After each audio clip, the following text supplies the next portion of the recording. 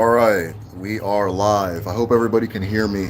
There's an original stream link, and YouTube was being YouTube, so I decided to just start a fresh one.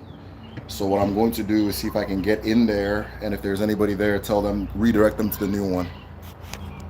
All right, there. Let me see if I can get this right.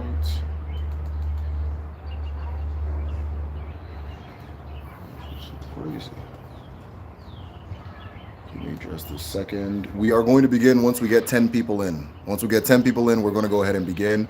Um, Let me find the original stream and let everybody know that we switched places. That thing was taking 10 minutes to turn on. I said, let me just use my phone. So it's probably the laptop. All right, we got 4 in. Okay, I don't need to notify anybody. I think you guys get the gist. All right, so we are going to begin once we get 10 people in here. I want to see if I can pop the chat up. Top chat, live chat, all messages are visible. Okay, boom. Hey, hello, Princess Kaha, Kedu, first. Ross, I don't know, bro. I saw Princess say hello before you, but I don't know, maybe it came in different order. Kedu no de. Actually, second. All right, there we go. Yeah, we are going to go ahead and begin once we get 10 people in here. We'll start humble. So 10 in here, then we'll start it. I want to get it on the phone so that I can see the chat at all times. Right now, I see it pop up and go away. Hey, Uli. What's up? Oh, sorry.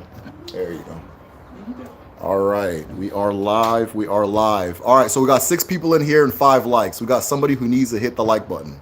Somebody needs to hit the like button. It make me sound like Dr. Umar. Somebody needs to hit the like button. 7 in here, 5 likes. 2 people need to hit the like button. 2 people need to hit the like button. And there was Snapple and Cats.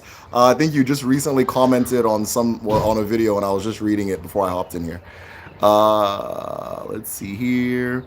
Some messages, potential spam, not visible.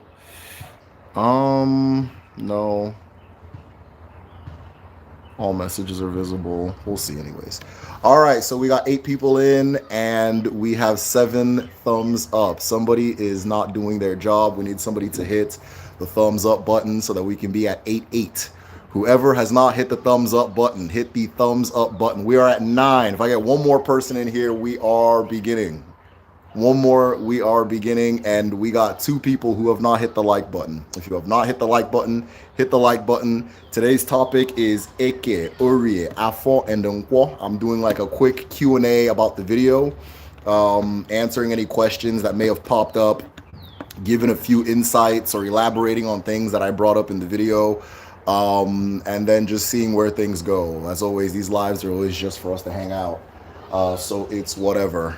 And I finally got some Nkwo, so we're going to be using Nkwo. That kind of thing. I'm just coming back from Houston, so I stocked up on supplies.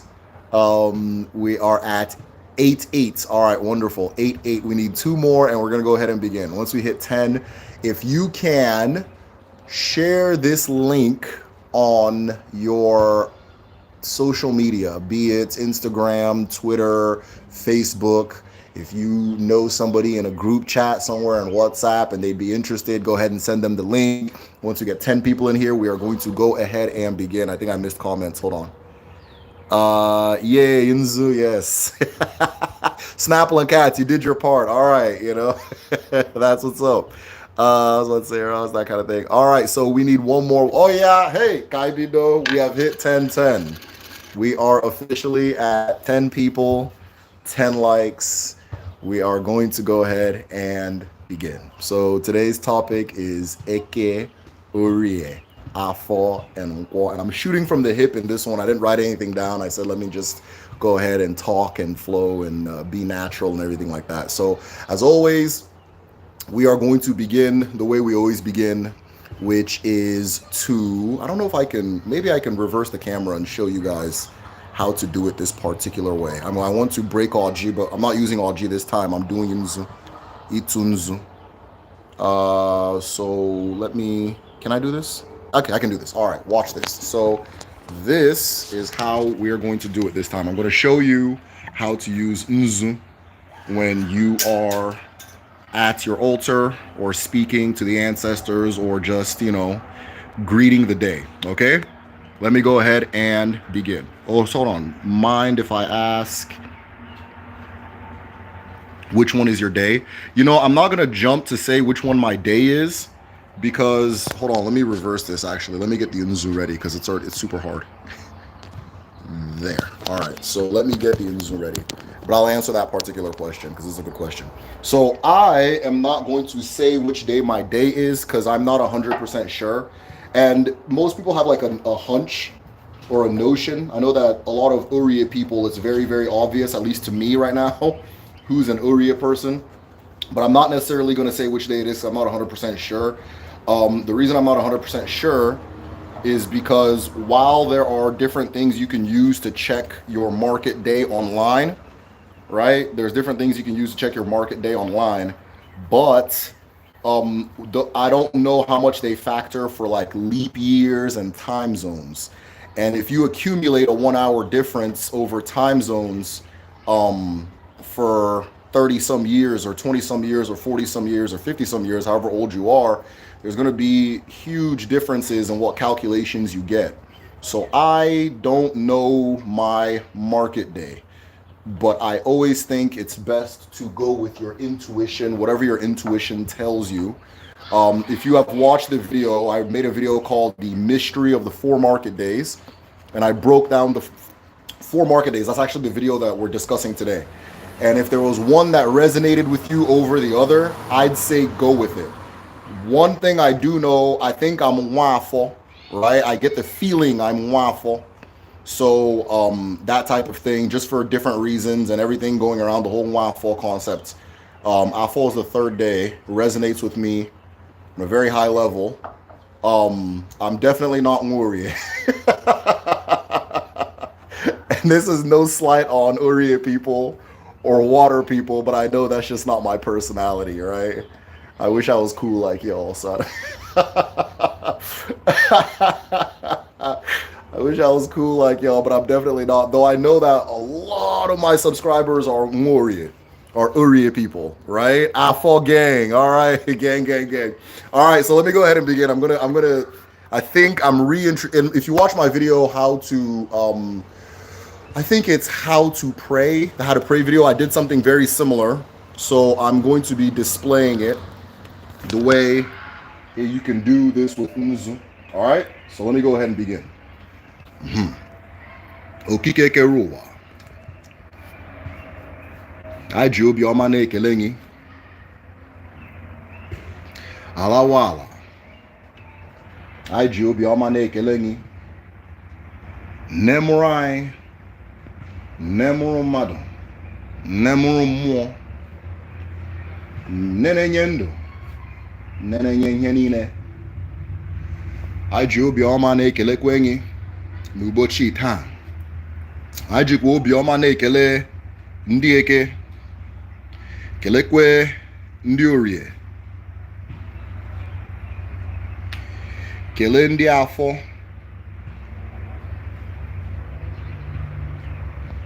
kelee ndị nkwọ,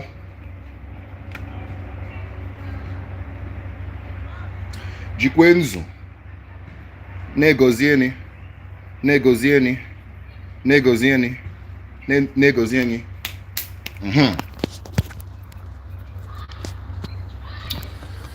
Na ụbọchị taa anyị bịara ịghọtakwa uche okike kere ka anyị ghọta. Anyị bịara ịghọtakwa ndụ okike kere ka anyị ghọta. Anyị bịara ịghọtakwa udo na ike okike kere ka anyị ghọta. Anyị ga-aghọta ya na eke, na orie, na afọ, na nkwọ. Ise. All right. So that, of course, was a little different. I typically don't use Nzu, but in this case, I did, right? So what did I do in specific, or what did I say? Needless to say, Orie Day resonates with me the most. I get a feeling that a lot of you guys, yeah, 100%. Yeah, so I've had enough conversations with our community, And I know that we're very Orie heavy, right? Very Orie heavy. And I keep laughing when I say it because some of these conversations got to be the funniest conversations I've ever had in my damn life.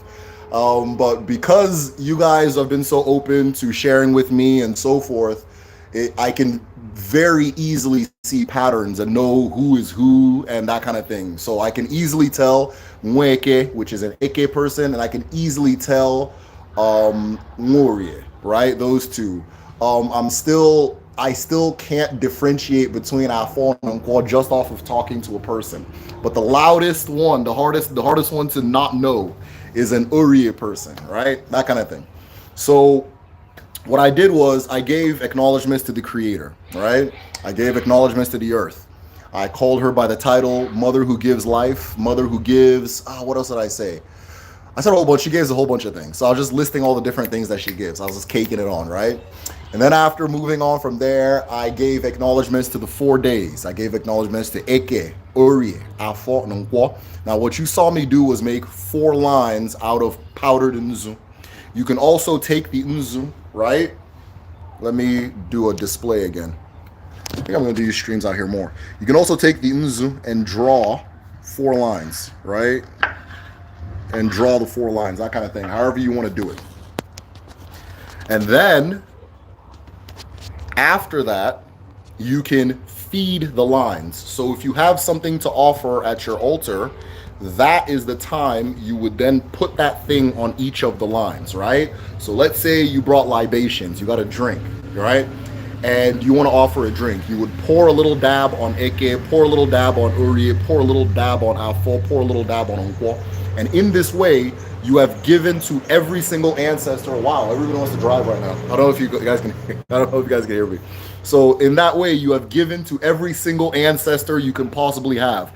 Because one of the things that I said in the video that we're discussing today, the mystery of the 4 market days, and one of the things that I said in many other videos and just often, is that the day you are born is one of your names. Right? So all of us, we have ancestors that we cannot name and we may never know. And so we acknowledge them by saying their market day. Once I say Eke, all of my Eke market day, or all my Eke ancestors are acknowledged. Once I say Orie, once I say Afor, once I say Nkwo, all of those different things go together to acknowledge all of creation. Because as we'll probably discuss in this chat, the 4 market days are the 4 pillars that all things are made of, right? So in doing that, Eke, Orie, Afor, Nkwo, you have included all of creation, right? Those 4 words are extremely powerful in the imagination and the understanding and the wisdom of our ancestors, because again, we have acknowledged all things by saying them. So after that, I said that we are gathering to collect the wisdom that the creator demarcated. I think that's how you say ke. Demarcated for us, that the creator created for us. We are here to collect the life that the creator created for us. We are here to collect both the peace and the strength that the creator created for us. I have personal objections to asking for peace unless you really need it and something's going on. But if you already have peace, asking for peace, I'm not really with that. And it's a personal thing. There's nothing like in the Igbo rules about it. It's just a personal thing. The reason I say it is because I feel that life and conflict go hand in hand, right? Life and conflict go hand in hand. And peace, the stillness of peace is necessary sometimes, but it's not something to, I think it gets a little over celebrated. I think being able to weather a storm or being able to appreciate a storm, in my opinion, anybody else can have a different opinion, it doesn't matter, or it's fine, I mean. In my opinion, those things are more valuable than asking for peace. And then from there, you guys said he said, and sent everything into space and into creation. Now, my next video is going to be on the 7 layers of Nkwo.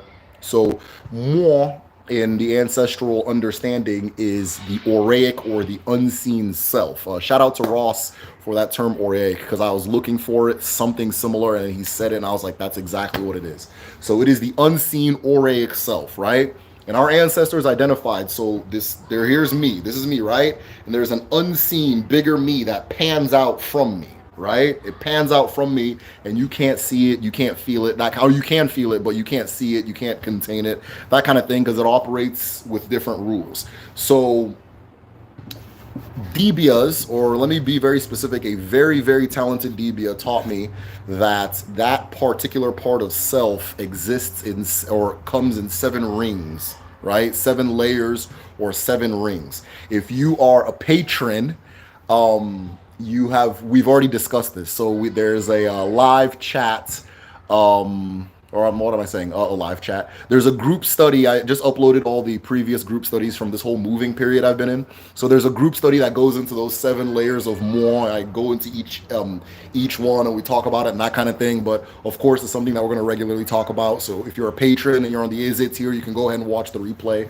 Otherwise, I got a video on it that's going to come out next, right? And so, like I said, our ancestors acknowledge that all people are 2 things, Madu and Mo, and that Mo comes in 7 rays and so forth. I don't even know how I got on that tangent, honestly. Like I said, I'm just going to be freestyling, so that's going to happen a lot. Orie gang, I see them waves.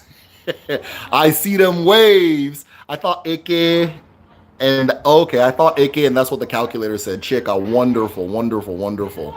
Ike people have a very strong presence. Have a very strong presence. They are inclined to leadership. What's another one? They're very, what's the term for it?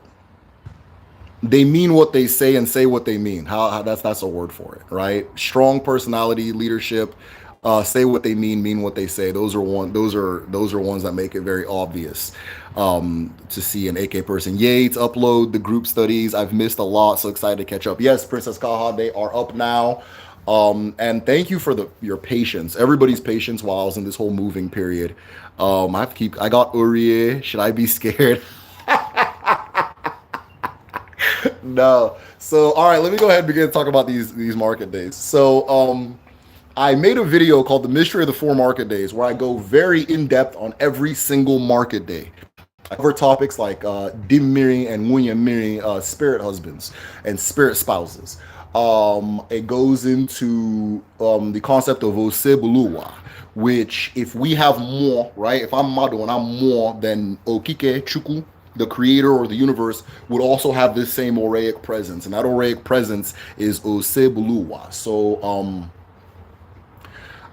which funny enough, I was taught about the concept from a devout Catholic. And he equated it to what Christians call the Holy Spirit. So that kind of thing. So the spirit of the creator and creation is Osebuluwa, the tide that carries the world. That kind of thing. And so, I don't know how you get on these tangents. But yeah, anyways, yeah, that video goes into all the many different topics like that. It is called The Mystery. Okay. Wow, let me reconnect. Okay, cool. I hope you guys can see me moving now. It froze for me. Oh, by JK. Let me know when once somebody tells me they can see me, I'll continue. That's better. I'm moving now. And I like this better because I can see the chat. I can see you again. Wonderful. Somebody said, oh, by JK. We can see you now. Okay, awesome. Okay, I think I'll do this on my phone more often, because if that would have been the laptop, it would have been a wrap. All right, so where I was at. So the video covers all these things. So if you want the in-depth and the full, breakdown of each of these concepts and so forth, I would check out the video Mystery of the 4 Market Days. I wish if somebody can post the link in the chat, I would greatly appreciate that. I'm not going to mess with my phone anymore before anything crazy happens, right?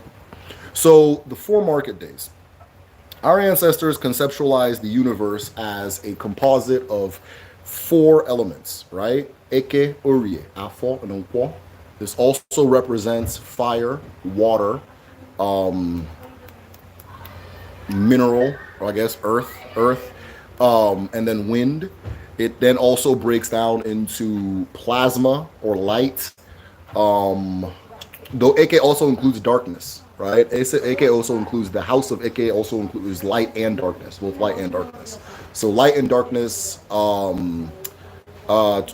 liquid, solid, and then like whatever the term for air is. That's the link to the 4 market days. Okay, I'm hoping somebody posted it, right? Isabel, I think you said you posted it, so I'm not seeing it. So I'm hoping y'all can see it because it's whatever. But thank you if you did. Thank you so much. So everything is a composite of those 4 things: Eke, Orie, Afor, and Nkwo. At the same time, you'll see throughout mythology or stories in the ancestral accounts where knowing the 4 market days unlocks wisdom, or unlocks the ability to see with the eye of the creator and creation, the ability to think with the mind of the creator and the creation, and so forth. So it is said that the one who knows the 4 market days knows all things, which is interesting because it's a very easy thing to know, especially in sequence, right? It's a very easy thing to know, and to think that that thing would make you all knowing is a hard sell, especially with those of us that have a different understanding of what unknowing and wisdom is. But one of the things that I've come to see is a pattern as far as how our ancestors conceptualize things, and this pattern is the fact that less is more. I guess that's the way to say it. Less is more. That knowing is not a matter of accumulating a bunch of things. It is a matter of mastering the small thing and using it to piece together everything else. Now, the reason I said that it's in the approach, or it seems to be a philosophical thing, is because you see it in the Igbo language where you can use one word and say 1,000 things, right? Whereas and then that utility of that word then gives it more gravity, or it's I guess, I don't know how to say it, but it gives it more gravity in a way, right?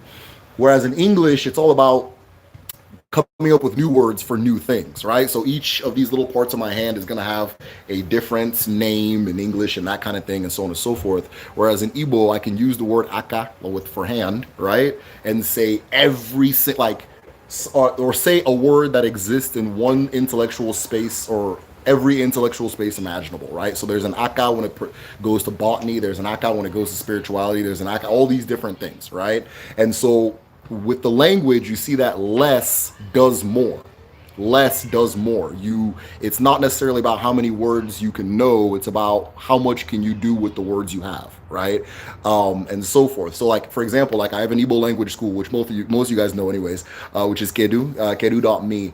And one of the things that we do different from other Igbo language schools is that, like, I spent 2 years really studying the language, the way I study these concepts. I spent 2 years studying it, and what I came to find was that the Igbo language is verb-based, right? So rather than starting by teaching the alphabet, which most places you'll find that being common, we start by teaching the most common verbs. And with one verb, right, with one verb conjugated a bunch of different ways, or in different ways, you can say 100 things. One verb lets you say 100 different words, 100 different verbs, 100 different nouns, so on and so forth. So, but that's a whole different thing. So that goes back to say that with the Eke, Orie, Afor, and Nkwo, those 4 words in those 4 sequences are the key to everything, to every single thing. Spirituality, science, philosophy, life, enlightenment, connecting to ancestors, so on and so forth. It is all unlocked by the use of those 4 days. At the same time, as most of you have seen, different people have said, oh, I'm Eke, I'm Orie, all the ether. Thank you, Ross. Different people have said different things as far as, I think English has more often because it's Creole. Yes, you're right. That's a good way to put it. Snapple and cats. That's a good way to put it. But yeah, so with the Eke, Orie, Afor, and Nkwo, you've seen many people say, I'm Eke, I'm Orie, I'm Afor, all these different things, right? Now, what does that mean? Okay, so in the reincarnation process, right, in the process of being reincarnated, you are going to be born on one day, you're going to pass away on one day, right? Those days are important. The day you pass away, there are 4 components that make you, that you are comprised of. Your chi, Eke, Agun, and Mo. Your Agun is also known as your Onyuwa. That's the one I'm not gonna like ring finger flip people off, but your Agun is also known as your Onyuwa or your Chiwa. This is the part of you that returns back into the world again and again and again and lives many different lives, right? And so this part of you is going to have a day it enters the world and a day it leaves the world. and it's going to use those days to re-enter the world again, right? So the person you reincarnate from or you come from, maybe say they are Nwa Orie. That Orie day, the second day in the Igbo calendar, becomes that person's Iuwa, their universal stream, or their stream into the universe, their river into the universe. This is the door by which that force and spirit enters the world, right? Then when you are born as the incarnate of that person, you will also come into the world on that day again, right? So one of the ways they know who was reincarnated by who is paying attention to what day that person was born. Sometimes they'll look at the day the previous person passed or the day the previous person was born, especially in the past when people used to bear their market day as their name or often as their name. So you meet a lot of people with like in this day named like Okafor, Okoye, Okeke, what's another one? Nkwo. All of these different names are now people's last names. Now, why are they people's last names? Because in the generation where the British said everybody has to have a last name, these were people's first names. And so as they took their first name or their father's first name and made it their last name, that kind of thing. So a lot of you guys with these last names, that is actually what it is saying. Okorie being Orie, or man of Orie Day. Nkwo, of course, being man of the Nkwo Day, that kind of thing. So when a child is born on Nkwo, and Okonkwo recently passed away, it is very strong evidence as to who that person is, right? Now, these different streams are also clues as to why your chi brought you into the world. Right? So let's say now you pass away or the previous you passes away and then your different parts as a human being go their different ways. Chi returns to chi, eke to eke, mo to mo, and your onyuwa then starts the process of coming back again, right? It goes to your chi, it has your purpose reaffirmed, because I say reaffirm because whatever it is that your chi created you to actualize, you were also created to actualize that thing in the previous life, unless that person achieved it, unless they actually got the job done or they made it happen. Then what happens is that person ends up reincarnating to multiple children, which we'll talk about later. So if that person was able to be what their chi brought them into the world to be, to actualize their essential truth, right? That person then begins the process of reincarnating. You maybe receive a new mission, somewhat related to mission's a tough word, but a new purpose, somewhat related to the previous, or you will come back and add on to what was being done before, right? So let's say this person was supposed to build this clinic and save these particular lives, right? And they pass away, and then this person comes back. You now would have the obligation to take care of that clinic, or to make sure those lives are taken care of, so on and so forth. One of the examples that you see a lot today is that people will say that Debias are not created; they are born, right? A person who is a Debia reincarnated from a Debia, or incarnated from previous Debia. So a Debia passes away, the child they incarnate from is already a Debia, right? People already acknowledge them as that person and so forth. So all of these things give clues because you're continuing the thread from the previous life. One of the ways I like to visualize it is like when you're weaving, right? You take the string, you tie it to the thing, you tie it to the needle. In this case, your algon is the needle, right?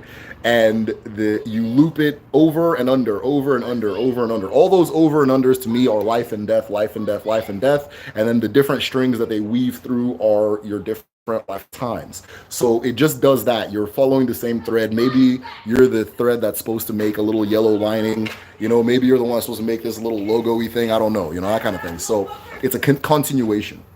So you're born on that day, and you are born again. You come back again on that exact same day for a similar or the exact same purpose. Now, why the days end up being individualized by person or person to person. So once your chi gets its mission reaffirmed, right? Once it gets its mission reaffirmed, it then enters the creation, right? Enters Eke, the world of creation. Ne Chuku, Kamosu, Uwa, Nanashi, many different names. The divine feminine, right? The divine masculine, divine feminine, right? I've noticed it's like a kickback. There's been a kickback about that term, divine feminine, from what I believe is the Kevin Samuels cinematic universe. Not Kevin Samuels himself, but his cinematic universe, right? And this is a term my brother uses. But you enter Eke, and the Divine Mother, and you tell your Onyuwa, you say to her, hey, I'm coming into the world to be this, to do this, to actualize this. And she goes, okay, if you are coming into the world to be this, do this, and actualize this, here are my rules, right? One of the first things that's going to be checked for is if you were buried. If you were buried and if you didn't, if you have unrectified abominations that you committed, right? So, what are these abominations? Typically, community by community, they will differ.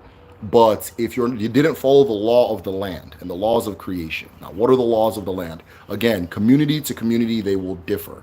But almost universally, there's going to be incest, no murder or shedding blood, no taking what doesn't belong to you. Not necessarily no theft, but like if you steal from an Irish, if you steal from the community, you do these things, right? Just all the whole list of different things that each community is going to have. Some of them will be really specific, like you didn't climb this particular tree, right? Or I'm trying to think of one that's very common. You didn't. Incest also includes your in-laws, right? Not your in-laws. Yeah, your in-laws, like your brother and sister's spouses and your cousin's spouses and things like that. That's in Igbo culture. That's considered incest. Incest also goes into like marrying very distant cousins, like very distant. Like I can't marry anybody that descends from Ejike, and Ejike is my ancestor. Okay, counting. Well, I'll count my dad. One, two, three, four, five, six, 7 times removed, right? So it's like about a couple thousand people, right? But which is convenient in Igbo land because everybody's kind of, you live near your family, so you can kind of know who's who and what's what, and so forth. So those types of things, right? So if you have committed those things, you will be stuck there. You will be stuck in limbo, right? And what will happen is you will get the opportunity, or you can try to reach your living family so that they can rectify the problem that you had or the abomination you committed. Now, if you rectified these things in life while you were alive, then yeah, you're fine, no problem, right? But if you passed away without clearing those things, you will be stuck there because she's not going to allow you to enter. Another thing that can happen is if you were not buried by your family, most specifically if you weren't given your second funeral, right? Then that signals that you are not invited to return.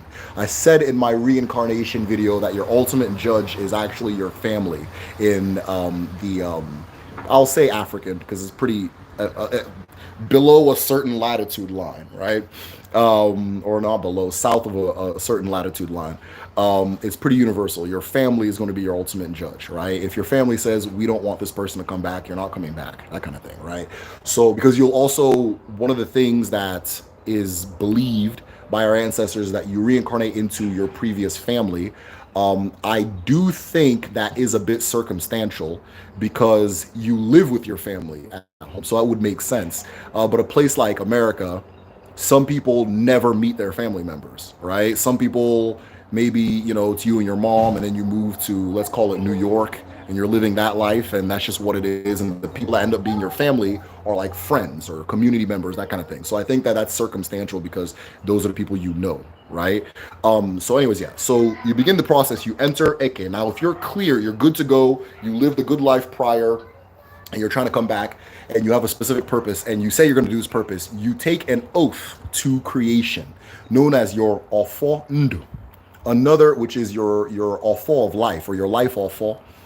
Another name for this oath is your Iuwa. Now, I use Ofondo because, again, with the Igbo language, you can say a lot with one thing. And so I always try to avoid the terms with too many meanings. or even though it's difficult, because it'll cause confusion somewhere down the line. Because your EUA is also something different, but it's also this most commonly called your EUA. But I'll use all fondo because it makes more sense. So you make this promise to creation, right? That you're not going to break this rule, you're not going to do this, you're not going to do this, you're not going to do this, you're not going to do that, that kind of thing, right? One of those promises is that you're going to do what you said you're going to do, which is why oftentimes when you're moving away from your chi, things don't work for you, right? If your chi was carved out to go this way and you're moving this way, you're going to feel a universal punishment that's going to come in different forms again and again and again until you get back on track, because you've stepped out of alignment with your Afor, right? And so that Afondu, once you've made that pact, a set of things happen, right? You guys got so many things you're saying, and I want to go back and read. I'm going to go back and read them and things like that. But yeah, so once you've made your pact, right? You've made your pact, you're going to be brought into the world. Yeah, you're not going to remember your pact.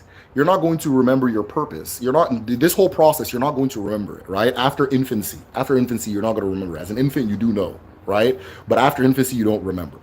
But you will be born specifically in accordance to that agreement you made and accordance to your purpose. So that if your purpose had something to do with height, right? If height was necessary for doing that thing you told the universe you're going to do, you will be a tall person. If like me, I got this loud ass voice. I have this loud ass voice, and typically when I do things where I have to speak, I'm rewarded well, like by the universe, by the world, by circumstance, and so forth, whatever you want to call it. And so, whatever the hell it is, there's a reason I have this loud ass voice. Kind of thing. If you're born at a specific time in history, into a specific location, a specific family, all of those things point back to your specific purpose. Birthmarks, every single thing about you, right? Every single thing about you as you are born, right? So you come into the world, and one of those clues will be the day you are born, right? So your EUA, and this is why I don't use EUA for Ofondo, because EUA is also like a door you use to enter creation, right? It's the pact and it's the door, right? So you can come through Eke, and something about that Eke day is tied back to your essence as a person and your purpose. You can come through on Orie. Something about it is tied back to your purpose and your essence. Afor and Nkwo, all of these different days are tied to who you are, right? Now, here's the particular thing. There's a bit of a, let's call it a divine timing that goes with it. Because on your day, you are, I'll get to that. No, I'll go to it. So on your day, so each of these days are called a market day, right? In English, they call them market days, right? So one of the things that is to be understood about them is that there's a particular market that's going to be open on that day. So every community is going to have an Eke and market, Orie market, Afor market, and Nkwo market, right? And so when the Eke market is open, whichever community hosts that, they're the only ones allowed to hold a market that day. Everybody else has to shut their market down and go to Eke market. And then Orie, the same thing, Afor, the same thing, Nkwo, the same thing, until everybody gets the full rotation, right? Now, on a spiritual level, because what you'll find with ancestral thoughts is that, again, knowing the little thing allows you to know everything, because it's just a pattern that repeats itself on different scales. So one of the things you'll see is that on your day, the universe will open up for you, right? So, hey, Daquan. Thank you so much. I was more surprised seeing your name than the donation, because I don't feel like we've talked in a while. But Daquan, I got one the Atwanzu. Aha. Y'all believe to the Aka got didn't know. I got didn't know why. I got didn't make it. Orie, Afor, Nkwo. He said, awesome. So on your day, your market is open. Your market is open. Your universal market is open, right? The things you say, you have to be very deliberate about. You can't just talk anyhow, right? You have to be very deliberate about what you say on your day, because what you're at your height of power on that day, There'll be some days where you think something, oh, it's going to be a bad day. It will be a bad day for you, right? Because you're at your height of your capacity to connect, that type of thing. Oftentimes, certain ancestors, if you know that's their day, that would be the day you dedicate to them or the day you speak to them, right? That kind of thing, because they are open. Their market is open on that day. That type of thing. Your spiritual market is open on that day. And so when you come into the world, you are one of those four things: Eke, Orie, Afor, and Nkwo, right? All of those things are going to speak to your personality. All of those things are going to speak to your inclinations as a person. All of those things are going to speak to your spiritual makeup, right? How you resonate in the rest of the world, right? And the reason I said it was easy for me to now spot Orie people is because theirs is very loud and clear, right? Very, very, very loud and clear because it's so unique, right? That kind of thing. And in some cases, hilarious. So like that. Yeah, don't forget to like the video. Thank you very much for that. Haha. I'm a sag moon. All right, I'm gonna read some of you guys' comment. I know in Nigeria that stealing a person's jollof rice is a capital offense. The biggest offense in Nigeria is eating meat from the pot and then eating your meat first before you finish your rice. So those ones will get you jail time. You do not eat your meat first. I know we're in the modern day and everybody's a savage now. But it's an abomination. It isn't about every Nigerian, or let me say Igbo. I don't know about the other people. So every Igbo dish is gonna have a thing of meat on top, and it is proper etiquette to eat that last. But I've seen all types of buffoonery. I've seen people eating gare with like plastic spoons. I've seen people smelling their food before they eat it. That's also an abomination. Do not do that around a Nigerian woman. Do not smell her food before you eat it. Oh, it smells good. Don't do that shit. I'm trying to think of some other ones that you just don't do. But people are just doing all types of crazy stuff on the internet now. I've also noticed, and this is driving me crazy, and this is gonna sound like jingoistic, I think is the term, but I've also noticed that, like, especially with Ghanaians, when they eat gari, their whole palm will be covered in the food. What is that? This has nothing to do with what we're talking about here today, but that shit, it sickens me, right? You're supposed to use your finger to, like, you just put the whole thing in there.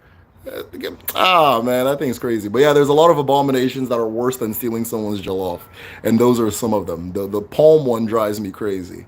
I seen a Cameroonian walk around eating the guy like a like popcorn.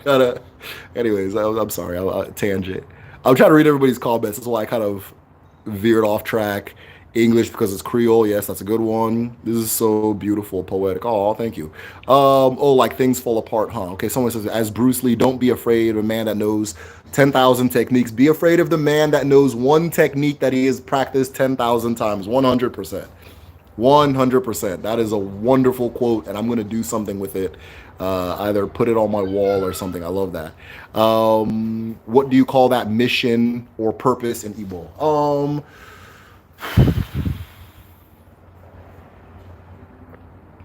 What do you call that mission or purpose? I've just heard it referred to as your chi, right? I'm sorry, Ijeowa, right? Your universal journey, Ijeowa, your journey in the universe. Apologize. The reason I said that I've heard it referred to as your chi is people just say that like, oh, my chi doesn't want me to do this, my chi doesn't want this, my chi is this, my chi is that. But yeah, your Ijeowa, Ijeuwa, that kind of thing. Who was the first Dibia? What do you call that mission? Okay, yeah. Was there a first Dibia? The first Dibia is Agun. Yes, the first Dibia is Agun, the spirit Agun, the Abara Agun.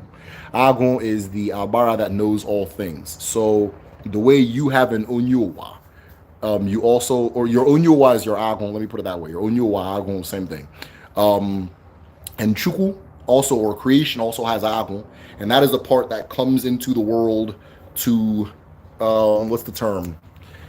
The builder, the doer, right? The one that does God's will and expands creation, so on and so forth. So Agon is the first Dibia. The first human Dibia, I don't know, but I know that much of our ancestral tradition comes from a group of dwarves.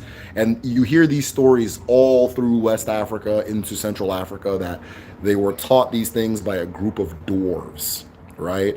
Ross says, yes, a great oracle woman. Your Ross is probably referring to the founder of Afa, the founder of Afa divination, who was a great oracle woman. Ross, correct me if I'm wrong. But yeah, she could also, you can may see her as the first Debia too. There's 24 of us in this live. Please hit like. Yes. All right. There's 41 of us in here. Damn. All right. There's 41 of us in here, and we got 28 likes. I don't know what I did to you people, but let's go ahead and let's go ahead and hit like. If you have not hit like, hit like. Let's get to 41. I'm answering questions. Throw the questions at me.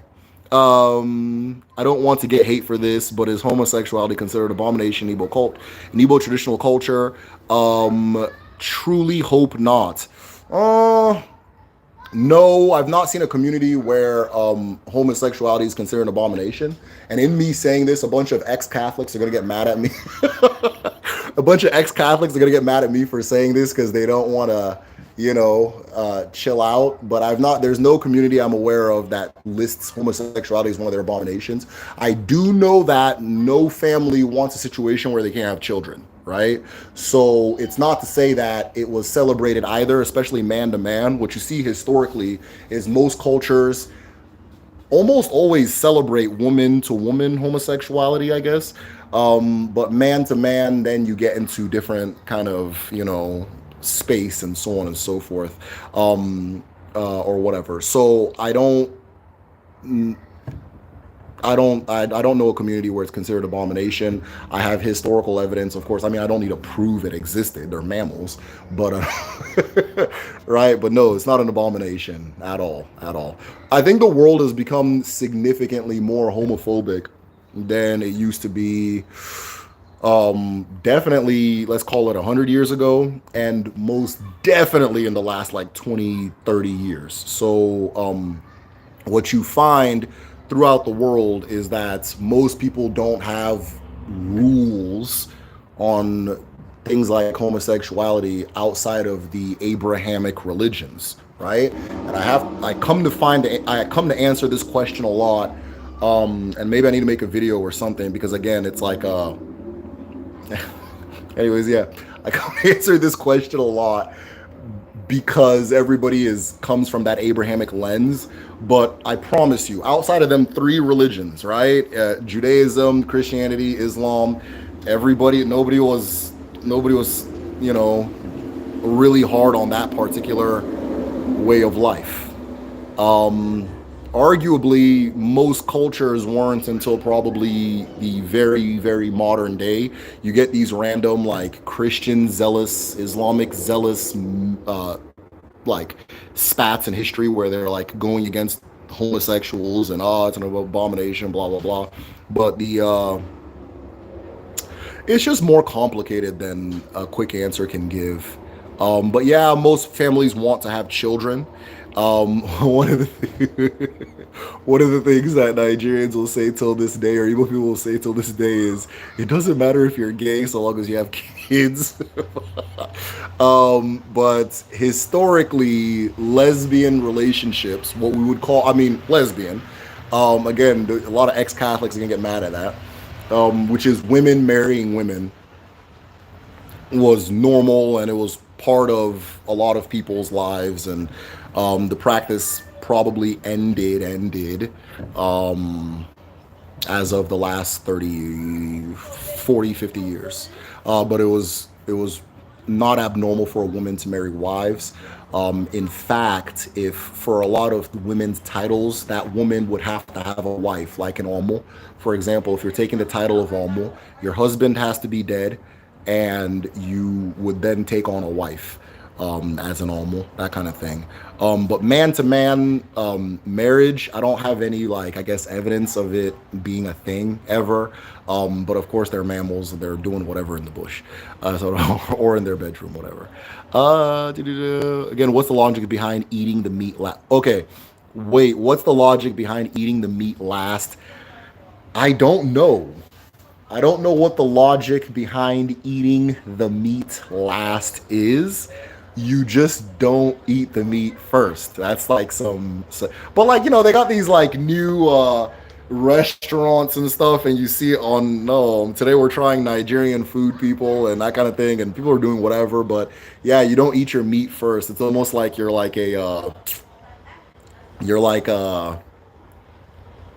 you just have no it's like you're not disciplined as a person. I don't know how to put it, but you eat your meat last. And definitely couldn't finish my meat first. Amen. Wait, what's the logic behind it? Also, you would pick your food based on age order. So like growing up, my sister would get the food first, then me, then my two younger brothers, and so forth. Wait, what days are Debias born on? I don't think there's a specific day Debias are born on. It's just so long as you are the previous person that you incarnate from was a Debia. Now, some people are supposed to be Debias and they don't actualize it, right?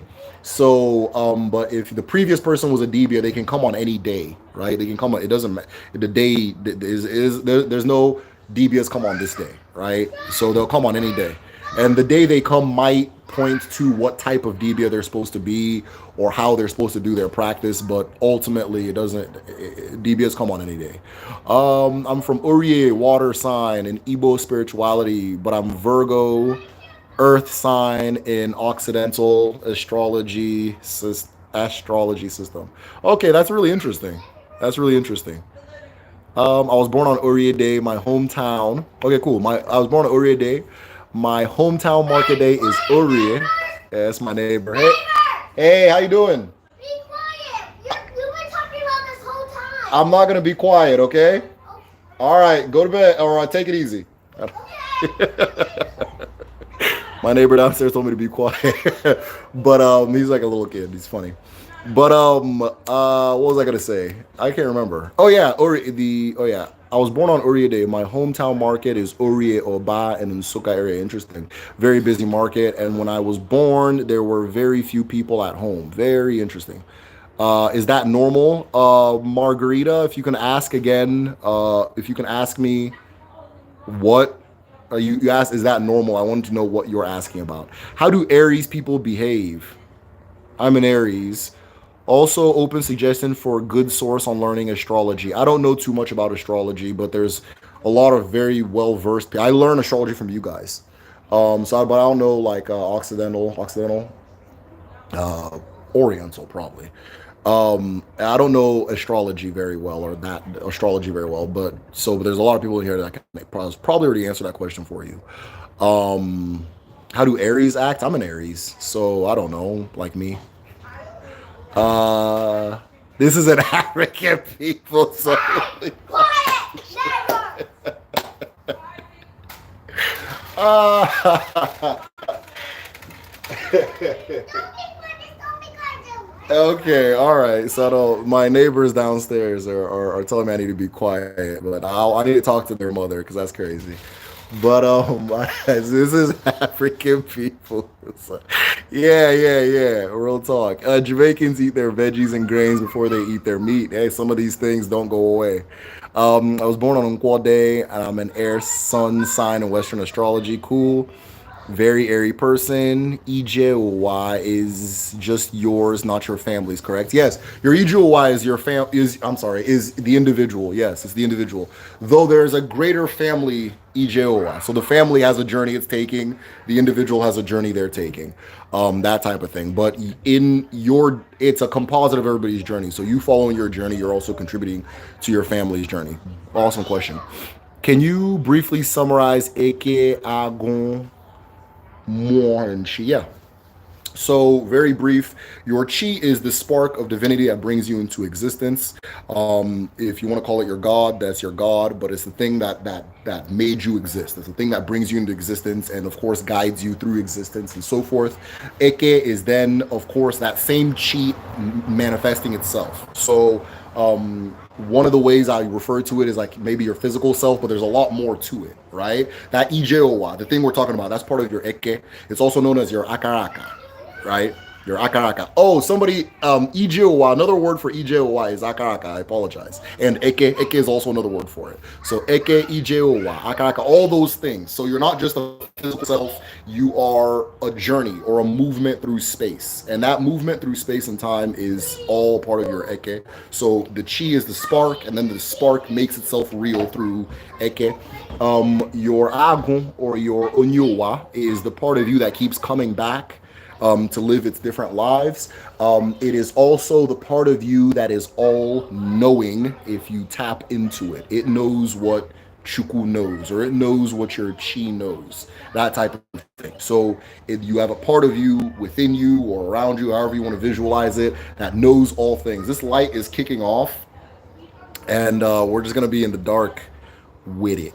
And then more is you. So once you come into existence, you come into existence in two forms: a form that can be seen, a form that is unseen. The unseen self is the more, right? And so if you want to picture it, it would be like the sun and the solar system. You are, or not you, but like the madum would be like the sun. And then the solar system would be the big you would be your more.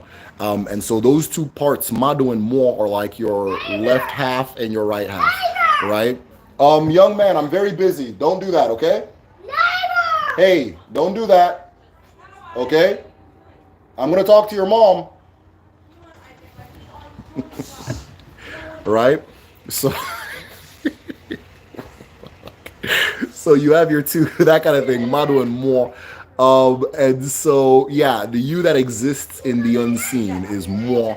Some people call it your spirit. Some people call it your aura. Some people call it your light, unseen self. A lot of terms for it. So those, as a very brief rundown. I have a video on it too. I called it how. Anyways, it's like the second video I made, or third video I made, and it, if you just type in those terms, it'll probably pop up. I've heard about the dwarves, yes. Daraga people call them, or Dagara people call them Kont Kontombile. Kontombile. Okay, yeah. Yeah, so just everybody has a story. We call them Nsi or Wansi, or in my dialect, Wanshi, which sounds like feces in general Igbo, so I'll use Nsi. But Wansi, we call them Umunsi, the dwarves, the original people, like, or the people that were around before us. Let me say. So heard the same thing about the dwarves. Yes. Oh, somebody. Oh, thank you. Oh my God, I've seen you live finally. Oh. Okay, cool. What is the name of the woman who was like the matriarch of the markets due to her abundance? Yes. Lolo. Lolo, and then the next name is Asa Aju. ASAJWU, I believe. I learned her story from this book. It is, shout out to my buddy Onyemobi for, I think he's the one that recommended it. But it is a collection of Igbo folk tales and stories and things like that. And her story was in there. So I decided to tell her story because I feel that people from Nri got on the internet before everybody else. So their story is the one that everybody knows, which is the four travelers. And I'll tell that story, and I'll probably tell that story now. But it's the story of the four travelers, and many communities also have that story of the four travelers. But I wanted to tell this particular story because it's one that is new. Like, I had never heard it before, and I don't think a lot of people have heard it before. And I also wanted to show that there are many different stories as to how the market days came to be. Because everybody gets stuck on that the four travelers one, because that, I think that one got on the internet first, right? And so uh, So I hope you guys aren't hearing that, or you guys aren't picking up that side. If you guys are hearing the background, let me know, because wow. Um, but law, Asaju. If you haven't seen the video already, it is. If somebody can post the link, if you haven't already, that would be great. It is the mystery of the 4 market days. The mystery of the 4 market days, right? And the mystery of the 4 market days is the video where I break down, like I go very in depth about the market days and like say way more than I can possibly say on this live stream. But the woman who, according to the people of the community I can't remember that brought about the market days was Lala Saju, that kind of thing. So, but yeah, story of the 4 travelers. So the story of the 4 travelers, many of you guys or a few of you guys have probably already heard it, but I'll tell it again. So in the beginning, this story actually follows immediately after the story of Eri, who comes down from the sky, not Israel. Eri comes down from the sky. He's able to eat from Chukwu, like he's able to eat directly from Chukwu because he's from Obi Chukwu. The connection between Eri and Obi Chukwu is cut, and Eri dies. Who before then he was one of the first people to die. Nobody can die before them, or nobody had died before then. So his descendants, which is his son Nri, right, gets confused, and they are no longer able to call upon Chukwu and have food kind of fall on their lap and receive food just from the air. The food is known by as the name of Azuigwe, the skyfish, right? Some people also say it's umendo, so the breath of life. Just by breathing satiates your appetite, right? Being able to eat air or eat directly from the sky. And so the Eri, who was able to have this connection, passed away. And everybody wanted to know how to get food after that because the food wasn't coming anymore, and they got scared. And so they tried many different things. So finally, they decided to call upon Chukwu and say, Chukwu, what are we supposed to do? And Chukwu tells Eri's first son, Nri, that what he needs to do is sacrifice his first daughter and his first son and bury them. And from their graves, food will emerge, or something they can eat will emerge. And Nri refuses because I'm not doing that. That's too much. It's ridiculous, right? So Nri says no and refuses, and the starvation continues and continues, and people are starving and they're feeling hunger pain for the first time. So Chukwu comes again to Nri and says, all right, you still have to sacrifice the 2 children, but what you should do, or what I will allow you to do, is to cut the marks of the Ichi on their heads. Now, Ichi marks are, if you can Google them, but there are these very fine lines that were cut into the forehead of our ancestors, and there's like a few old men that still have it till this day. Very few, though, very few. Once you receive the Ichi marks, right, these are the marks of Anyanwu, these are the marks of the sun. An individual with those marks is what we would call a living ancestor, right? Meaning that that person has already been invited to reincarnate, and that person has invited wisdom from Anwu, from the sun, from light. That person is a light being. So once you have those marks, you are a light being. It's like an exalted status, right? That kind of thing. So finally, Inri agrees, and he cuts the marks on the kids' heads and kills the first son, buries him, kills the first daughter, buries her. And after waiting for a while, suddenly yams began growing from the grave of the son. Cocoa yams grew from the grave of the daughter, right? And so even till this day, men don't grow cocoa yam, and women don't grow like the big yams, yam. So each one is reserved for the group that brought it into the world, that type of thing. And so after that, the Afor G, the Afor of the yam was given to the Inri people, right? So time passes, and finally one day, Inri, they're getting on their feet, they're moving along, and what ends up happening one day is that the Eze Inri is visited by 4 women, or he is notified that there are 4 women coming into town, and they're unbelievably beautiful. They're extremely beautiful, most beautiful women anybody has ever seen, and they're very mysterious and interesting. you know, and he says, okay, invite them to my place. So the Is Inri is the descendant of that person I was talking about, Inri and Eri and all those people. He's the descendant. He's the one that's going to hold the Alfaji, which is the Alfa of yams, right? Kind of to sidetrack, having that Alfaji then gives people from this community the exclusive right to form medicines out of G, yam. They also have the exclusive right to clear abominations from farmland, right? But that's kind of unrelated. So these people, the four women then come to his home, his obi, right? And they don't speak. They say nothing. They ask, what are your names? They say nothing. Where are you coming from? They say nothing. Who sent you?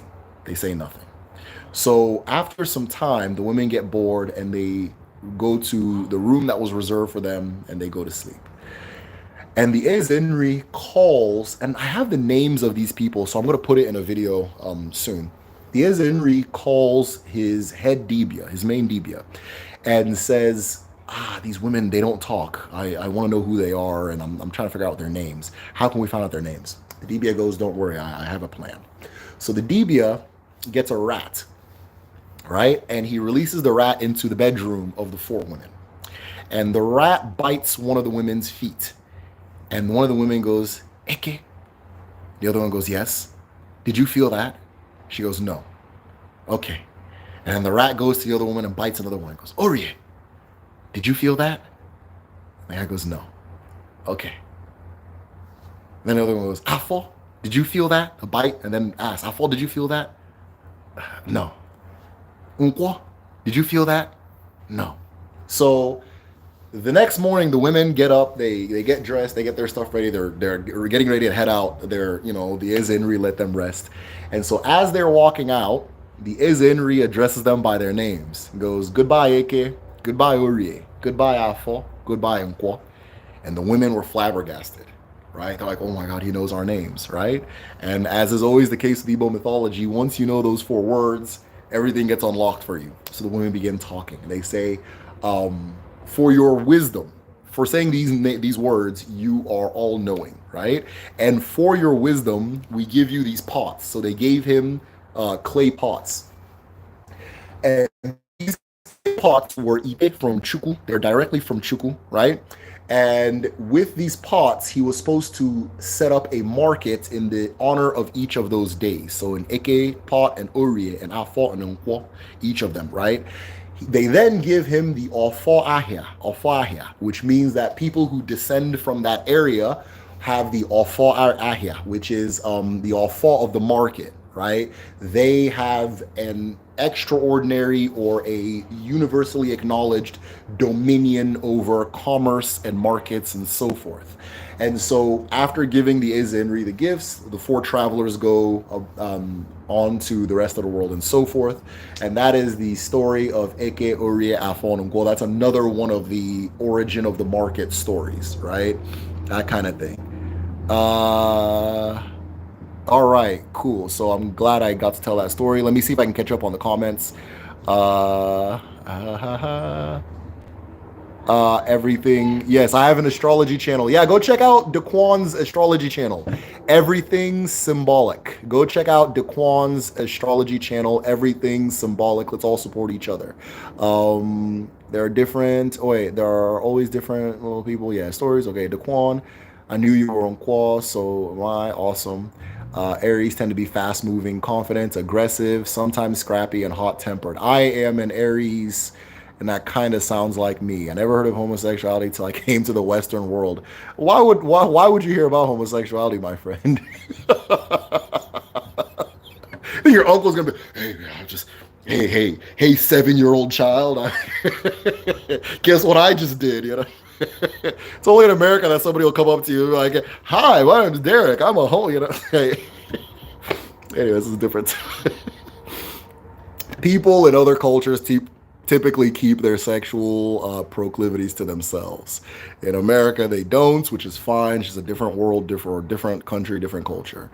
Oh, thank you. Who is this? Johnson's. Thank you. Thank you. I was born on Ike Day. Awesome. Emo, based on the charts I read. Okay. They were cruising in the bush. Yeah. Me to saving the best for last. Yeah. Um. If so, son of Nkwo, I want to ask you. So, how would you explain Bob Risky? I don't. Because people say this all the time, and it's like, are you guys serious? But yeah, no, not to call you out or anything like that, but you're not the first to say that. The Igbo lineage triumph, Fulani. My best friend says it does. Ah, that's hilarious. Igbo people acknowledge lineage through the father. So if your father is Igbo, you're Igbo. But there, I mean, specifically, you're from your father's village, or you're from your father's community, and if that community is acknowledged as Igbo, then so be it. That kind of thing. So I don't think that like if you mix two ethnic groups, like the Igbo prevails or anything like that. If the Fulani person is the dad, then you're Fulani, that kind of thing. But your what's the term? Basically you have you're still an Igbo person, but like if you like pass away, they're gonna bury you in Fulani land if it exists. But yeah, he can't play with Namdi. Man, I ain't letting Namdi play with that kid. I know that Namdi play with that fucking hood rat. Right? It has I Ching, Kabbalah, their systems combined. Cool. I am my father's Ada Ise. I was born on AK Day. Hey, Chika. Those are very scary combinations. My name is Chika. Okay. I don't know why I'm here exactly coming through Chi. Yeah, that's a lot of alignment and yeah. Derek, you should do these on IG and premiere them on YouTube. On IG, there's a question box. You can, okay, all right, Jada, thank you for that. Thank you for that, Jada. I'll consider doing it. Um, yes, yes. Okay, that's awesome. Thank you, Jada. I'll 100% consider doing that. I wouldn't say it affects your natal chart. Okay, it's a different thing. Could somebody, gotta be, oh, by J Child. Gotta be no no Jada, it's not. It's not. It's not. It's not. Can I get physically sick, iron low, if you hold your chi in, if you don't give into the spirit calling you? Yes, one of the things that's identified as moving at like when one moves out of alignment is an inclination towards sickness. An inclination towards sickness. A lot of healing comes from realigning yourself, right? And I think that one of the ways that like I see that even in like the contemporary is like because a lot of what our ancestors would say looks like when a person is not following their chi or their chi is fighting them, right, would look like sometimes it looks like depression. I know that when your mood and so forth is depressed or reduced, you're more susceptible to the elements and illness and so forth. But yes, it is part of out of belief wise out of alignment. But I'd go to a doctor. I'd go to a doctor and I wouldn't consider what I'm saying medical advice. I'm also an Ada born on AK Day. And Ada born on AK Day is a scary person. So shout out to y'all, but that's like that's a lot. uh, that is a lot. Derek, every time I look, that's like queen princess vibes all the way. Derek, every time I've looked into Amazon for books on Odinani, or culture, there's a bunch of nonsense about Igbos being. Oh yeah, oh god, oh yeah, they love that shit. Yeah, yeah, it's being Jewish. Um, yeah, yeah. The Igbo Jewish thing is very popular. I can't remember the term for it, but there is a worldview where people see things. It's like I don't want to say bibliocentric, but there's a specific one, and let's call it bibliocentricity for right now. Bibliocentricity is a world or a way of seeing the world where things, the Bible's literal, and everything has to tie itself back to the Bible. So a lot of the early, like for example, a lot of Portuguese explorers were bibliocentric because they were illiterate and things like that. Well, not illiterate, but like undereducated and stuff. So they had that particular worldview. When they draw maps, sometimes they'd have like Israel in the middle, and then everything pans out from Israel. That kind of thinking. Well, that kind of thinking is still very prevalent in Nigeria and in Africa, right? It's still very prevalent. One of the big mistakes that was made in history is thinking that the thing I'm talking about right now is a religion, right? So that when we as Africans conceptualize it, we think, okay, Christianity, and then let's call it Odinani, or Ifa, all these different things, right? So we think that what religion is doing is what our ancestors were doing, right? And that's not the case. I wish I could turn the light on. Like, I'll turn on my light. Hold on.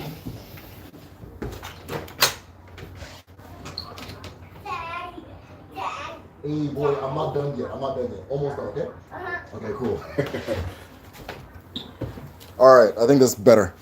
Okay, so one of the things that we do is we do these. I love doing these out here. I'm going to do it more often. I'll talk to this kid's mom too. But this false equivalency, right? So for example, you don't go to church to get medicine, but you would go to Odinani, right, to get medicine, right? So somehow they're false equivalencies. So in the fact that Odinani is observational and it's a means of explaining the world, right? It is a collective term for the whole intellectual space of our ancestors. When you do a one-to-one with religion, suddenly you think religion is literal, and it's actually like the things are, there's no room for allegory. That's literally what they're saying, because that's what your ancestors were doing with their own spirituality, right? That kind of thing. So why am I saying all this? So this crossover created this weird situation where like suddenly the Bible becomes a medical thing in Africa, right? A lot of people, when they get sick, they'll go to church first, right? And it's killing a lot of, it's literally killing a lot of people, because they think, oh, okay, well, I mean, it's not literally the specific thinking, but again, you see the pathology or the line of thinking where it's like, I used to go to the spiritual thing to get my medicine, and this is the spiritual thing now. So let me go. No, that's not false equivalency. You would gain a lot more comparing what you now call science to what we're now calling Odinani, because you'll pick up a lot more, way more doing that than doing it cross to cross with religion, right? So I say all that to say that's where a lot of that Hebrew stuff comes from, because the historic understanding for a lot of Nigerians is the Bible. There's no, it's not an allegorical thing. It's literal verbatim history. This is actually, oh, these are actual historical facts, right? Because if we're talking about Moses and all these different people, we're again making this false equivalency with our ancestors, right? I know as a fact that Etiquette existed. I know as a fact that Emana existed. I know as a fact that Nkwo existed. I know as a fact that Afor existed, and Akaweze or Fidenis existed, my grandfather, that kind of thing, because I exist because of them, right? So again, if you replace Odinani with Christianity, all of a sudden Moses and Abraham, they'll become real people, right? And they're not. So that weird little translation glitch created a situation where a lot of thinkers in Africa are always using the Bible as a literal source of history, right? A literal source of history. And that's where all that Hebrew stuff comes from. My dad told me that they used to teach him in school. They used to teach that stuff in school, right? Oh, you guys are Hebrews and that kind of thing. Because, you know, if you're an actual Christian, what you're going to be thinking is, okay, if this is how the world was put together, which one of these Jewish young men am I, you know, or do I descend from? And I guess we're Eri, right? That kind of thing. So, but yeah, that's what it is. A lot of that weird Hebrew stuff. I'll probably make a video on it and so forth. There's a lot more to it. My clan name is Umweri. Yes, son of Nook. Umweri. That's Ofahia. That Ofahia and Ofoji. You guys have that. I'm talking about your people specifically. Ichi marks yes. Ichi marks are the same as Nze marks. Exact same thing. You got it.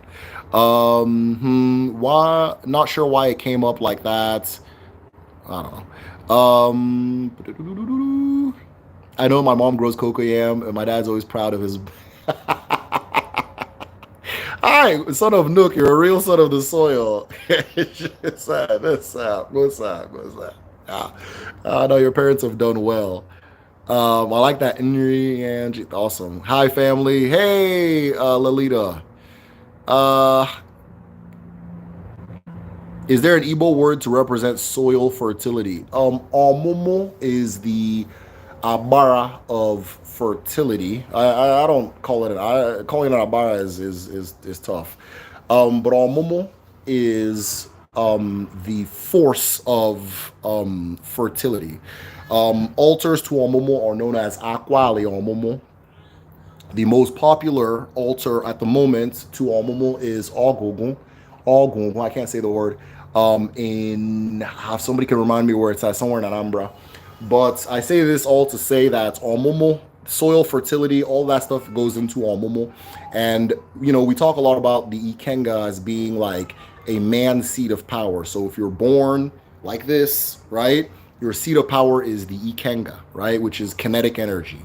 The Omomo is the feminine seat of power, right? There's an Ilu that says, Amara, Amarala, Amarana bu Omomo. So the beauty of the earth is Omomo, that type of thing.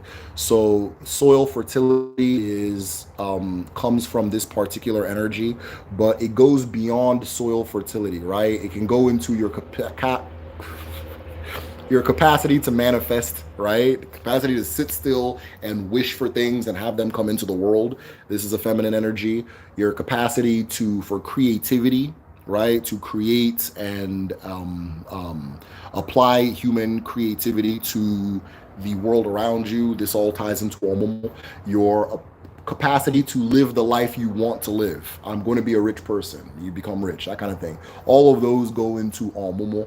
The Ikenga means of seeking success is running after it and using physical whatever, but the Omomo is stillness and making it come to her, right? So all of that stuff goes into Omomo, right? And that is tied to the earth for fertility. I have a video called OMU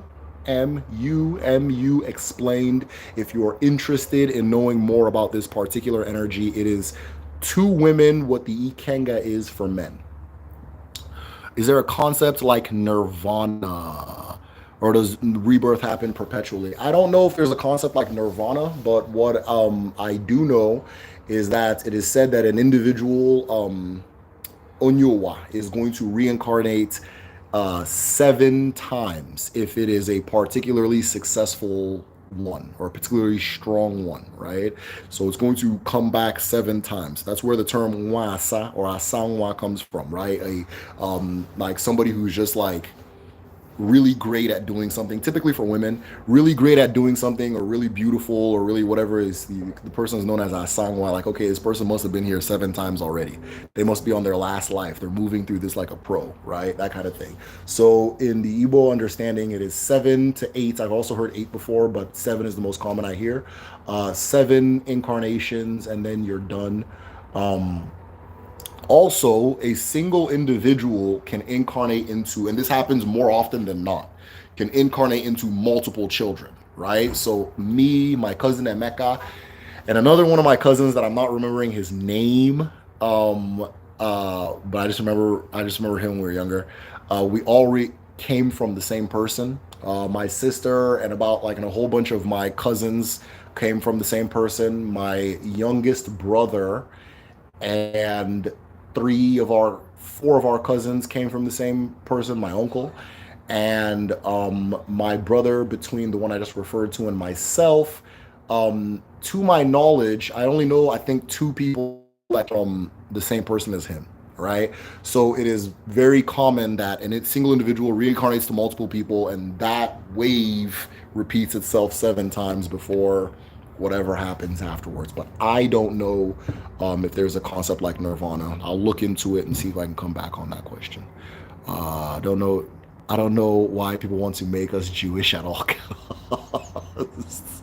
Yeah. I mean, they're the main characters in the Bible, and if the Bible is the main character in the world, then you got to get in where you fit in, right? A real Christian should believe that they are Jewish, right? Because that's where the world started, right? That kind of thing. The Igbo Jew thing is frustrating because Igbos don't have to be Jewish to be brilliant and wise. Yes, and it's also seen as a good thing. It's a flex. Yeah, we're actually Jewish. That kind of. I don't know. The world's like this, man. The world's weird. You know. Shout out to Jewish people though. Nothing wrong with that. Nigerians go to church for everything. Yeah, it's insanity. You know, it's insanity. But again, if you take your entire every single idea that has ever come before you in your history and throw it in the trash, right? And then you replace it with a book with limited amount of pages, that's the result you get. That's the result you get. You don't need to start over because here's the thing that's going to think for me. And so everything becomes, health becomes the church because you threw your healthcare system away. Let Commerce becomes the church because you threw your commercial system away. Government becomes the church because you threw your government system away and you replace it with all these things, right? And like commerce, like for example, how many people are sitting in the village like praying that something falls out of the sky and changes their lives, that kind of thing, right? So it's wild, man. And then sometimes they'll switch back to the ancestral thing, but they'll approach it with the, you know, mentality, and that creates a whole different type of animal, you know. So shout out to the guy called Mateus Isaac for calling out those church medicals. Yeah, they need to go to prison. Those church, somebody comes to you, they're on the verge of death, you start talking about I declare and I decree, you need to go to prison.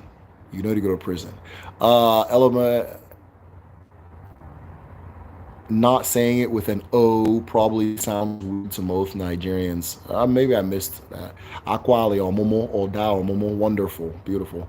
I think some ethnic groups in Africa have 3 market days instead of. Yeah, I've seen different arrangements. I actually did a podcast with a guy from Ishan, and he says that his community has 5. Somebody told me that if a place has 4 market days, they're Igbo, and regardless of what they're speaking or doing or whatever. But he said the people in Ishan have 5. Um, yeah, I'm sure it differs from place to place. I know, but I know that Igbo people and just about everybody surrounding them is 4. I would be curious to know where that 4 market day thing ends and begins and so forth, because I think a lot can be revealed historically from that observation. Almost sounds like the law of attraction. Law of attraction is a part of it. It is nice to see separate cultures come with similar conclusions. Yes, absolutely. Well, no 2 cultures are really separate. They're all connected. Absolutely. Are there gender restrictions on reincarnation? No. No, you're typically going to reincarnate into the same gender, but it does happen where a man will reincarnate into a woman into man. There's a document that I have that was saying that one of the causes is that like if a woman wants to be respected more in her next life, she'll come back as a man.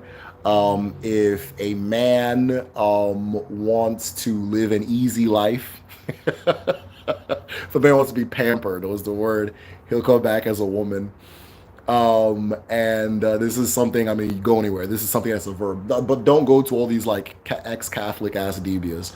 Because our ancestors are not a gay. Oh, that's nonsense. So, but yeah, that happens. People reincarnate into different whatevers, and sometimes they'll observe a child that's a girl and be like, "Oh, this is a man," and so on and so forth. Um, Oh, it's another thing. But then also sometimes it's the case of obanje, where like an obanje that's like female will latch onto a man, an obanje that's male will latch onto a woman, that kind of thing. Just different ways our ancestors contextualize these different concepts. Almost sounds like, okay, I read that. Is the name Obunna in Igbo land has to do with, I don't know. I think Obo is like group, right? I think it's like group. Obunna, like your father's ally or your father's friend or something like that. Obunna. I don't think it has anything to do with Korean incarnation. I could be wrong though. Language is not a strong suit of mine. So I could be wrong. You're welcome. However, 4 market days represents 4 elements. You got it. Yes. Have we covered Nkwo yet? Lalita, this is not the shit. I would watch the video. I would watch the 4 market days video. I'm just kind of answering random questions and hanging out. But we're kind of discussing the things I touched on in the video. I have not covered Nkwo, but if you want me to talk about Nkwo, I'll go ahead and do that. But I would watch the video. It's called The Mystery of the 4 Market Days. If anybody wants to be generous and post the link to that video, I would appreciate that so that Lolita can watch it in her own time. But Nkwo Day is associated with wind. It is associated with air. It is associated with vapor, that whole thing, right? Nkwo is also associated, of course, with the sky and associated with justice, specifically a form of justice that not a form of justice is a form of ogun, a concept known as ogun, by which justice comes from, but ogun is more than justice, right? Ogun is the balancing principle of the universe. So when things are conceptualized or brought into creation, they have an Afor, right? They have an Afor. And Ogun is the balancing principle or the power of that Afor. The example I used in my, I think it's Ne Chuku Explained or Afor Explained video, or both videos, is the apartment lease, right? So if you sign an apartment lease and you move into an apartment, there are a set of rules you're going to agree to follow, right? I'm not going to have pets, for example. If you go into that apartment and you are not violating any of the rules in your lease, right? You're not breaking the Afor of your lease, and you're not breaking the Afor of your town, and you're not breaking the Afor of your country, and somebody comes and goes, get out, I'm throwing you out, right? They throw you out. If you appeal to justice, justice will put you back in your apartment because you are in alignment with your Afor. If you have a pet in your apartment and you have violated the Afor, the pact you made with the apartment, you can be thrown out. And if you appeal to justice, justice will continue throwing you out, right? That leaving you there or throwing you out is known as ogun, right? Some can call it, justice comes from ogun. I think justice is a form of ogun, that kind of thing. So it is the balancing principle of the universe. If you are following the accord, you are protected. If you are following the Afor protects you. If you are violating the Afor destroys you or fights you, right? It is also known as ikuku, Afor, the wind of the Afor, right? The wind of the Afor. So I say that all this to say that Nkwo is associated with justice and fairness and balance. Nkwo people have a strong sense of right and wrong. Nkwo people are very courageous. Nkwo people are very protective. Nkwo people have a a sense of duty. Now, one thing I know that separates Nkwo and Afor people, because they're very similar as far as their dedications to justice, is Afor people are more closely tied to concepts of duty, whereas Nkwo people are more tied to concepts of right and wrong, that type of thing. So, which are two different things, none better than the other, one's not better than the other, that kind of thing. But an Nkwo person that's just what is kind of known about them, upright character or inclination to uprightness. But you know, morality is subjective. So if an Nkwo person sees right and wrong in a way that you don't agree with, you're dealing with something. You guys are gonna go at it, right? That kind of thing. So, but yeah, strong association with justice when it comes to Nkwo, and fairness and that type of thing. I thought it was interesting too because in the story I told in the video, it was about a woman who was so industrious and generous and was giving away everything she produced or her surplus to people who didn't have much. It was interesting that it was on Nkwo Day that she started the tradition, and when Anna, the earth, got involved, she said that on Nkwo Day we should always have this market, that kind of thing. And there's a lot of connection between the markets, the concept of market, and the concept of balance and economic justice are very closely tied together. So it's interesting that it did happen on Nkwo Day because all of that kind of gives you signs on the nature of the Nkwo Day and the Nkwo Iyuwa. I fully believe colonialism uses spiritual forces against us too. Oh yes, of course. It seems to disconnect us from wisdom somehow. Yeah, big time. But it's 2022. If you're still disconnected, you're choosing to be. Um, some cultures count ether as the fifth element. Interesting. That kind of thing. Does Igbo have genders outside of man and woman? I don't think so. No, they don't. I don't believe so. There are a lot of concessions made, transatlantic slave trade, including suicide. Yes. Um, sounds a lot like Ogun. Yeah, I think we're. I don't know. Whatever. Elo Chi is Nirvana. Bro, it's not nice. Nice. I can see it. I can see it. It's fair justice oriented. Yes, I'm very fair and justice. Awesome. Isn't Nkwo Day connected to masquerades as well? No, every day is connected to masquerades. So different masquerades will have different days they come out, and it is associated to the fact that that is their EU. That is the stream they use to come into the world. One of the masquerades I talk about often because it's the dominant one in my or the one that's most closely tied to my people's heritage is the Owu masquerade, and Owu comes out on Orie Day and leaves on Orie Day, that kind of thing. So different masquerades come on different days. I don't believe any masquerades come out on Eke Day, right? I don't think any masquerade comes out on Eke Day. I'm willing to keep my mind open for exceptions, but I know that on Eke Day nothing happens. You don't do anything on it's a sacred day, right? For those of you who believe Igbo people are Jewish, consider it a Sabbath, right? That kind of thing. Eke Day is a sacred day. Nothing happens except the opening of the Eke market. You don't go into a forest on Eke Day. You do not go to the farm on Eke Day. You use Eke Day to rest and go to the market, do your market activities, that kind of thing. That makes so much sense about Nkwo. Thank you. Anytime, anytime.